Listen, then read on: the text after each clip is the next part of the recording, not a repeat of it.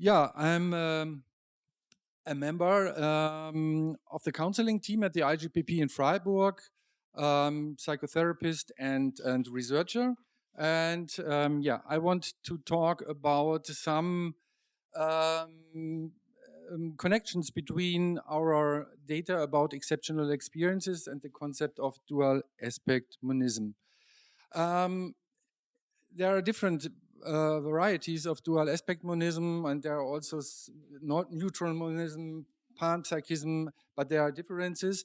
And especially the dual aspect monism of Wolfgang Pauli and Carl Gustav Jung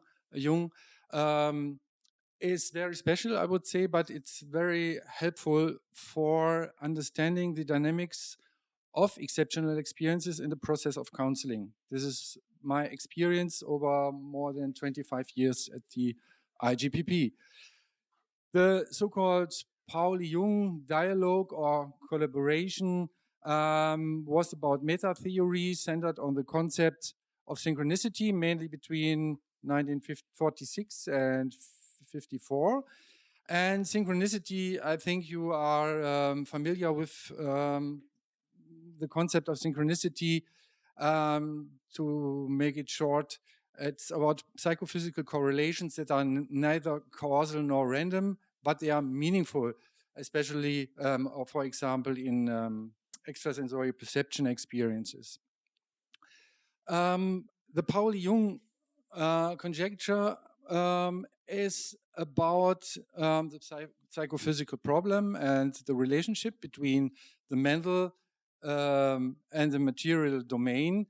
And normally we have the old concept of dualism, and we have the Cartesian cut, and then we have mental objects on one side and physical objects on the other, and we don't know and understand how they can interact. And because of that problem, it's never solved.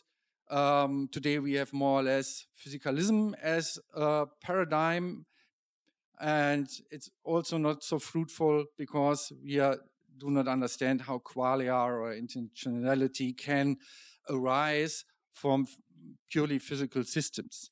So, Pauli was a theoretical physicist and Nobel Prize winner, and yeah, he has knowledge about quantum physics and all these concepts.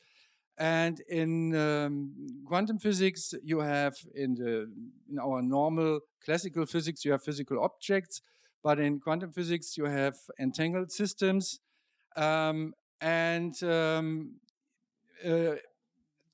quantum world, if it's not observed or measured, then you have, so to say, non-local states, you have no objects and something like that. And when you measure something, you get a physical object, and then you have particles located in our normal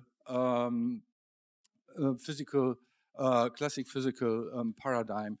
And Pauli and Jung had the idea that we have something similar on the side of the mental domain. Yeah, we have a threshold of consciousness, and we have consciousness, and we have a subconscious and unconscious domain.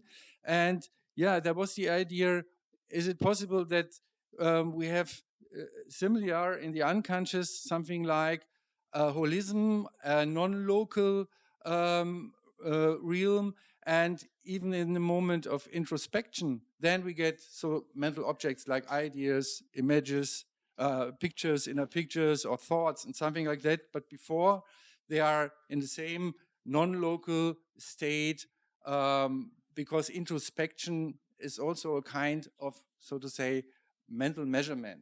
That was their idea, and then it comes to the thing that they had that they thought maybe that the threshold of consciousness and the Heisenberg cut in the physical world, that they one cut, and then the question is, what is then under this cut, which goes through the mental and the material domain, what is then here with the Cartesian cut which we have a very clear separation between mental and physical, what is under this Heisenberg consciousness cut. Yeah, and they had the idea that there is no separation of mind and matter, that there is a psychophysically neutral holism, which Jung called unus mundus, and from this holism, mental representation, physical representation or objects emerge as epistemic, complementary epistemic aspects. So the real fundamental reality is, in this concept, psychophysically neutral, and this is not idealism, and it's not meant as something. It's not really, I would say, thinkable what this means, psychophysical neutral holism, but the concept is that there is a reality, a fundamental reality, which is undivided. And in Jung's words, since psyche and matter are contained in one and the same world, and moreover are in continuous contact with one another and ultimately rest on irrepresentable transcendental factors, it is not possible, but fairly probable even, that psyche and matter are two different aspects of one and the same thing.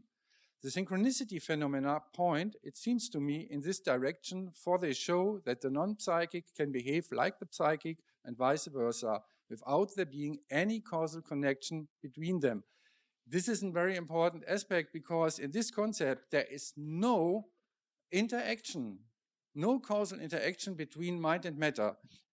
These are psychophysical correlations which are ordered and given by the underlying holistic reality. So, and then there is also the aspect of bidirectionality, that it is not only so that representations come up from the unus mundus, it is also so that mental states or physical states, like in quantum physics, if you do a measurement, have the back reaction on the unus mundus, and then it's possible, that also mental states, maybe there's a repression in psychodynamics or something, maybe change to a physical state, like in psychosomatics, when we have a conflict and then we get high blood pressure or something similar. And so there is much dynamics. As soon as the psychic content crosses the threshold of consciousness, the synchronistic marginal phenomena disappear, time and space resume their accustomed sway, and consciousness is once more isolated in subjectivity. We have here one of those instances which can be best understood in terms of the physicist's idea of complementarity. When an unconscious content passes over the consciousness, its synchronistic manifestation ceases. Conversely, synchronistic phenomena can be evoked by putting the subject into an unconscious state, trance. The same relationship of complementarity can be observed just as easily in all those extremely common medical cases in which certain clinical symptoms disappear when the corresponding unconscious contents are made conscious. We also know that a number of psychosomatic phenomena which are otherwise outside the control of the will can be induced by hypnosis, that is, by this same restriction of consciousness. And you can all read this more in detail, all the implications, in a very, I think, a famous, very good book from Harald Atmansbacher and Dean Reckles about dual aspect monism and the deep structure of meaning. I cannot go in all these details. I come back to some aspects of dual aspect monism, but I want to go to empirical data of exceptional experiences, which fit very well to the basic ideas of dual aspect monism. And you heard yesterday about the PIXE, the questionnaire on the phenomenology of exceptional experiences. There are two versions, an older one and a newer one, PIXE 2, and it's based on a phenomenological classification system. And it covers frequency of ExE over the entire lifespan, contexts and sociodemographic variables. It has four subscales, 5 items each for internality, externality, coincidence, dissociation, and a very good reliability. And it's based on this classification system where we have items for deviations in the self-domain, like ego-dystonic phenomena, somatic sensations. On the other side, deviations in the world domain, like poltergeist phenomena or apparitions.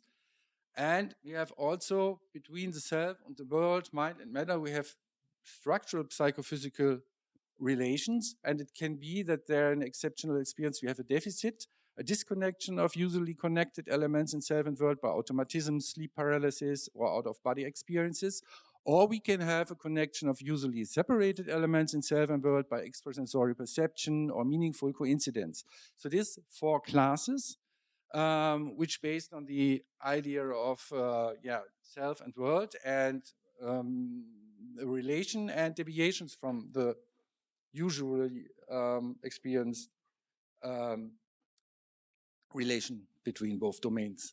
Yeah, and the 4 scales, there you see there are 5 items for every scale concerning external phenomena, internal coincidence phenomena, and dissociation. And there's also a global scale with all 20 items with a very high reliability. Now I come some data, and I have to be thankful many people who used the PAGE and shared data with me. You see, it's data also from different countries, and we have some translations in other languages than German now. And what you see here is data from the first PAGE version, and what you see in this diagram is a profile of German clients with exceptional experiences. They have mostly coincidence phenomena, internal and external phenomena, and you see on the right side, you see the scale, which is for the frequency, and this is so an average over a sample with 270 people. And now we see profiles of other samples. Here we have a profile of people with near-death experiences. Here we have a profile of experienced meditators. Here we have a profile of German students. And here, the green one, of the general population of Switzerland. And here an USR label. And you see that the frequent of, at first you see that the profiles are very similar. And this is very, I would say, amazing. And then we see that what is to expect, that the general population, students and Switzerland, have least frequent phenomena than people with exceptional experiences in counseling and people with near-death experiences and so on. And we have the same profiles with other samples with the Pixie 2. Here again, an ExE client sample. Here, a sample from Gerhard Meyer and Max Fuhrmann. There we have unusual frequent dissociation phenomena, but this is a sample with people with sleep paralysis. So this is expectable. Here we have also German students. There we have a Spanish sample from the general population in Spain. Here we have a sample, a mixed sample, general population and people with exceptional experiences from France. And here we have a sample, an Italian sample, people with exceptional experiences. So the frequency is different, but the profile is more or less the same. So central results of all these studies, to make it very short, we saw that in different samples of populations that the model of the basic classes can be proved with factor analysis and so on, and reliability. We have a continuous frequency distribution of ExE in different samples and population, which indicates that this is a general human disposition. Comparable proportions of basic phenomena classes in the different samples point to a universal ordering principle of exceptional experiences. We found no correlation between the frequency of ExE and psychological distress, which argues against locating ExE on a psychosis continuum, what psychiatrists sometimes do. Then a very important point also for my next presentation at 4 o'clock, the most significant correlations of the patterns can be found with aspects of social bonding. We found with partnership, marital status, children, and housing situation is not significant really, but these are, you can say, from all things, it's the important significant correlations we found with social bonding. And we have a model from the factor analysis with principal axis method. We have a general ExE factor, Then we have the 4 subscales. They have intercorrelations, but this is expectable. It's like intelligence. You have intelligence as a very abstract, latent factor, and you must measure different abilities to get, so to say, to measure these latent factor. And the manifest phenomena which we can measure with the Page, Pixie, are these items about these phenomena. So we have a latent holistic dimension, latent subdimension of this dimension, and then we have manifest representations. What you see here is you saw only total samples, but if we have clients, they have very individual samples, profiles. If you have people with poltergeist and apparitions, it looks very different to people with extrasensory perception. And so we have 6 typical patterns of exceptional experiences in our counseling. These are, I would say, 95% of all cases is one of or 2 together of these patterns. And then we see that if you combine this model, we see external phenomena. We have if we have purely external phenomena, we have poltergeist and apparitions. If you have purely internal phenomena, internal presence and influence experiences. But if you have external phenomena and coincidence phenomena, we have meaningful coincidences in the external environment. And if you have coincidence phenomena and internal phenomena, we have extrasensory perception. And if you have external phenomena and dissociation phenomena, we have sleep paralysis and nightmare. And then we have automatism in mediumship. I come to this thing in my next session. What we see is that there is an ordering, so to say, as you see, there is symmetry, there is ordering things. And one last quote from Wolfgang Pauli: the ordering and regulating factors must be placed beyond this distinction of physical and psychic, as Plato's ideas share the notion of a concept and of a force of nature. I am very much in favor of referring to the ordering and regulating factors in terms of archetypes. But then it would be admissible to define them as contents of the psyche. The mentioned inner images are rather psychic manifestations of the archetypes, which, however, would also have to put forth, create, condition anything law-like in the behavior of the corporal world. The laws of this world would then be the physical manifestations of the archetypes. Each law of nature should then have an inner correspondence and vice versa, even though this is not always directly visible today. My last conclusions.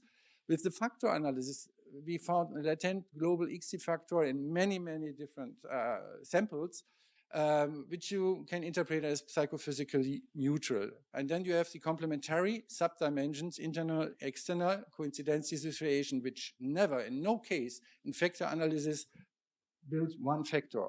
So this is really theory conform what we find. And then we have the manifest phenomena on two internal, and then I can show this short in the next presentation of two continua of internal and external phenomena and ExE patterns. And we found that autonomy and bonding are structural determinants of these patterns. I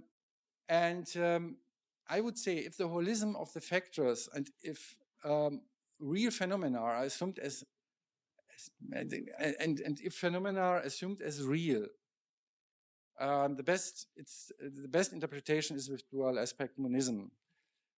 And we will see at 4 o'clock that autonomy bonding as basic needs seem to have repercussions on psychophysically neutral on the level. And the hypothesis is that ExE can be induced by insecure bonding styles. And why that is, I will tell you later. Thank you.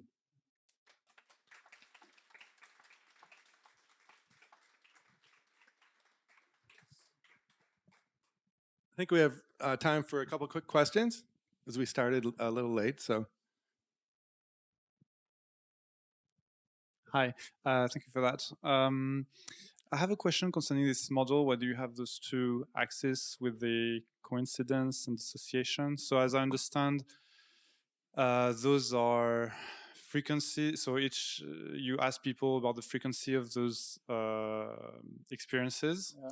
But so if you take one experience, you often have coincidences that happen during dissociative states. How do you, because there seem to be one axis and you've got a negative, which is dissociation, and coincidence is the positive. You mean this here? Yes, and also in the graph, yeah. Mm-hmm. So if you have, say, a sleep-related experience during which you have an ESP experience, it's both dissociative phenomenon. Yeah, there is to say that with dissociation is not meant dissociation in the, I would say, sense, the usual sense. It's only meant psychophysical dissociation. It's only meant something like automatism or sleep paralysis, and not dissociation like you found it in psychology and in mental disorders and things like that.